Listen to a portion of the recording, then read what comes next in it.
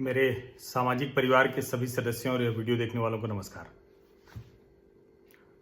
अभी हम लोग अब 17 मई के बाद क्या होगा, कौन सा मॉडल होगा, कौन सा आदर्श होगा, कैसे आगे बढ़ेंगे, क्या कुछ करने वाले हैं, इसकी चर्चा चिंता में लग गए हैं। प्रधानमंत्री नरेंद्र मोदी ने कल राज्यों के मुख्यमंत्रियों के साथ बहुत लंबी विस्तृत चर्चा की, करीब 7.5 घंटे की। सभी मुख्यमंत्रियों ने अपनी अपनी बात कही। अब 15 मई तक उनको एक ब्रॉड स्ट्रेटजी प्लान तैयार करके दे देना है, योजना बता देनी है। किसी को ये नहीं है कि नहीं हमारी बात अब नहीं सुनी गई, सबकी बात सुन ली गई। लेकिन जैसा अक्सर होता है कि हम लोग सामान्य चर्चा में, बातचीत में पूर्वोत्तर के राज्यों को भूल जाते हैं। वहां तब याद आता है जब कोई वहां लंबे समय तक कोई राज्यबंदी हो जाए, किसी एक हाईवे पर कुछ हंगामा हो जाए, सिलेंडर की कमी हो जाए, या चीन कहीं कोई ऐतराज जता दे, या कुछ ऐसा हो अरुणाचल में, सिक्किम में, मेघालय में, मिजोरम में, असम में कुछ हो जाए, सिर्फ तभी हमें वो राज्य याद आते हैं। आज जब मैंने अभी पीएम केयर्स फंड, उसमें कितनी रकम है, कितने पैसे आए, उसकी जानकारी सार्वजनिक करने की मांग की और बताया कि भूपेश बघेल ने बता दिया है कि उनके राज्य के मुख्यमंत्री राहत कोष में कितनी रकम आई। ये बहुत जरूरी है, पारदर्शिता का होना बेहद जरूरी है। तो मुझे कोलकाता से एक असम के हैं साथी सुमन सरकार, उन्होंने एक मैसेज मुझे किया कि देखिए 6 मई को ही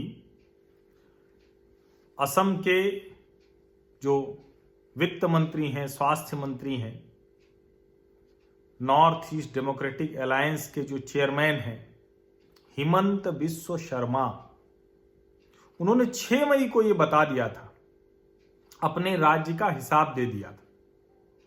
तो उन्होंने जब कहा तो मुझे लगा कि बात सही है। कई बार हम लोग, आप लोग भी कहते हैं, मेरे बहुत से साथी हैं, सामाजिक परिवार के सदस्य जो पूर्वोत्तर के हैं राज्यों के, तो बात सही है। मैं कभी कभी कोशिश करता हूं लेकिन रह जाता है, रहना नहीं चाहिए, ये गलत है।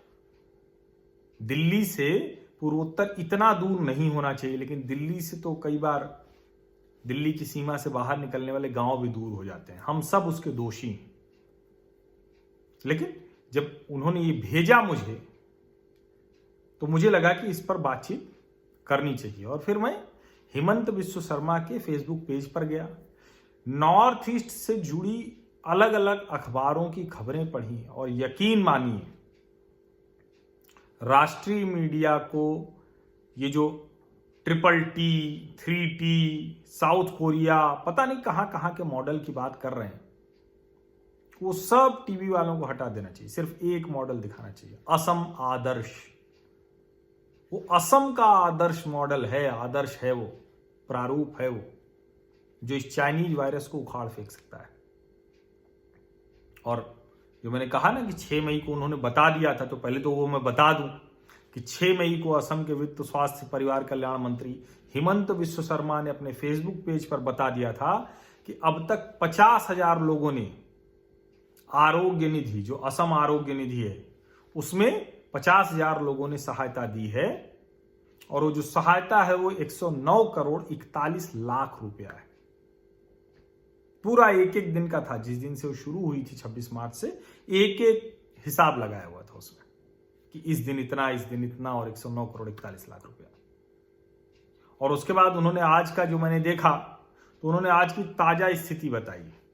उन्होंने बताया कि बुंगाई गांव में जो 5 कोविड मरीज थे कोविड-19 के, उनको आज अस्पताल से छुट्टी दे दी गई, मुक्त कर दिया गया, यानी वो स्वस्थ होकर चले गए। अब राज्य में कुल मामले हैं 64 एक्टिव, सक्रिय जिसको कहते हैं तकनीकी भाषा में, और वैसे समझें तो 64 कुल थे। अब कितने मरीज बचे हैं? 23 लिखा, उस पर स्टार लगा हुआ। स्टार क्यों लगा हुआ है? 23 में से एक मरीज बिहार चला गया, तो बचे अब 22, और 39 मरीज स्वस्थ हो गए। 64 में 39, सिर्फ 2 जाने गई हैं असम में। और असम का ये जानना इसलिए जरूरी है कि हिमंत बिस्व शर्मा जिस तरह से फ्रंट वॉरियर बने हुए हैं, आगे लड़ाई लड़े सेनापति की तरह। और मैं बताऊं, मैं हिमंत बिस्व शर्मा का बड़ा मुरीद हूं।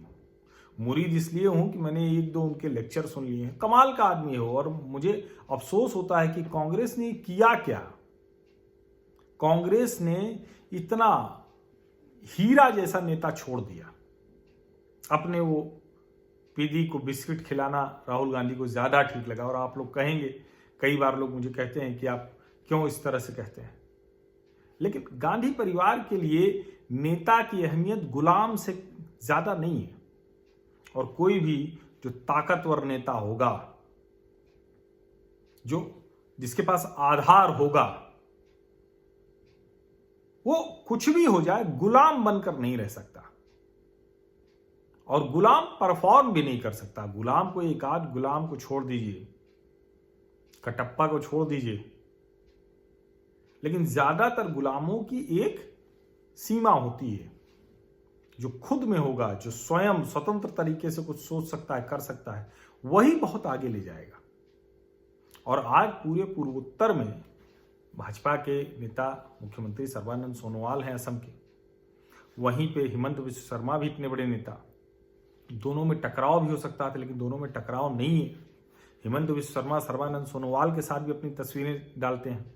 अपने राज्य के जो स्वास्थ्य राज्य मंत्री हैं, उनके साथ तस्वीरें डालते हैं। कभी वो तेजपुर विश्वविद्यालय में होते हैं, कभी जो क्वारंटीन केंद्र बनाया है 700 बिस्तरों का, वहां होते हैं। आधी रात को वहां तैयारी देख रहे होते हैं। कभी बोंगाई गांव होते हैं, कभी जो गुवाहाटी का मेडिकल कॉलेज है उसके पीजी गर्ल्स हॉस्टल में होते हैं, कभी बॉयज हॉस्टल में होते हैं। कभी वो अलग अलग राज्यों से असम के आए हुए छात्रों की अगवानी कर रहे होते हैं। कभी वो क्वारंटीन केंद्र में छात्रों के साथ उनकी हौसला अफजाई कर रहे होते हैं। और जब राज्य में एक भी मामला नहीं आया था, तो जो वहां का सरू सुजॉय स्टेडियम है असम का, 700 बिस्तरों वाला क्वारंटीन केंद्र बन गया था वहां। ये तैयारी थी। और वहीं बगल में एक अपार्टमेंट कॉम्प्लेक्स लिया गया जिसमें 200 डॉक्टर रह सकते हैं। जहां नहीं है वहां मोबाइल वैन की गई। शुरुआती दौर में 150 से 200 लोगों की सैंपल टेस्टिंग करनी गई। बगल के पड़ोसी जो पूर्वोत्तर के दूसरे राज्य हैं, वो भी आके वहां टेस्टिंग कराते थे। ये असम का आदर्श है। ये इसको अगर हम लागू कर लेते तो शायद पूरे देश में हम कंट्रोल कर लेते। महाराष्ट्र, गुजरात, तमिलनाडु, दिल्ली ये ना होता। और चुपचाप, कोई हल्ला नहीं है, कोई हंगामा नहीं है। वैसे भी दिल्ली से पूर्वोत्तर कहां दिखता है, कम ही दिखता है। ये तो भला हुआ कि सुमन सरकार ने मुझे वो खबर भेजी, और वैसे भी मैं बीच बीच में कोशिश करता हूं, लेकिन रह जाती है। तो आज मुझे लगा कि सिर्फ इसी पर बात करना चाहिए। 700 बेड का हॉस्पिटल क्वारंटीन केंद्र बना दिया। कब? जब एक भी चाइनीज मरीज नहीं था। और वहां एमबीबीएस के 7 अंतिम वर्ष के 700 और नर्सिंग अंतिम वर्ष के 2000 इन छात्रों को प्रशिक्षण दिया जा रहा है कि वो, देखिए ये कमाल का काम किया उन्होंने। मतलब वो, जब हम उस खबर को देखते हैं ना, तो सचमुच लगता है कि क्यों नहीं इस पे सरू सुजाय, अब इसको क्या बोलेंगे, सरू सुजाय, ये जो सरू सुजय ही बोलेंगे। और जगह जगह, मतलब सोनपुरा में बना दिया, दूसरी जगहों पर बना दिया। ये बड़ी लंबी लंबी कहानियां हैं, बहुत जबरदस्त कहानियां हैं, जिसको देखते हुए लगता है कि दूसरी सरकारें क्यों नहीं कर पाई। दूसरी राज्य सरकारें असम के मॉडल को अगर अपना लेती तो शायद उनको कोई दिक्कत ना होती। एमबीबीएस अंतिम वर्ष के 700 छात्र, यानी जो डॉक्टर बस बनने वाले हैं, नर्सिंग अंतिम वर्ष के 2000, इन सब को प्रशिक्षित कर दिया। और आज स्थिति यह है कि असम बहुत अच्छी स्थिति में है। वो विजय रूपानी को धन्यवाद देते हुए तस्वीर डालते हैं कि उनके 104 असमी स्टूडेंट कच्छ, वडोदरा, गांधीनगर, सूरत, भरूच और अहमदाबाद से आ गए। वो स्पेशल थैंक्स देते हैं प्रदीप सिंह वघेला को। और 18 अप्रैल को जब असम में 34 मामले आए थे ना, जब मारामारी शुरू हुई थी, आपको अगर ध्यान में हो तो उस वक्त जो मामले थे उस वक्त तब तक, तो उसमें 34 में से 32 मामले तबलीगी जमात के थे और एक जान सिर्फ गई थी 18 अप्रैल तक। और आज जब हम 11 मई को बात कर रहे हैं, लगभग 1 महीना होने वाला है, हफ्ते भर कम, तो 64 जो कुल मामले, 64 में से 39 ठीक हो गए, 22 भर अभी बीमार हैं, उनको स्वास्थ्य उनका ठीक हो इसकी कोशिश सरकार कर रही है, और सिर्फ 2 जान गई है। अगर यही असम का आदर्श पूर्वोत्तर की तरफ दिल्ली, मुंबई देख पाते तो शायद आज देश की स्थिति दूसरी होती। तो इसलिए उधर भी नजर रखिए। पूर्वोत्तर बड़ा खूबसूरत भर नहीं है, बहुत अच्छा भी कर रहा है। और हिमंत बिस्व शर्मा जैसे नेता, वो सचमुच लगता है कि भला ही हुआ, नहीं तो कांग्रेस में रहते तो शायद ये करने की स्थिति में भी होते या ना होते। सोचिएगा। बहुत बहुत धन्यवाद।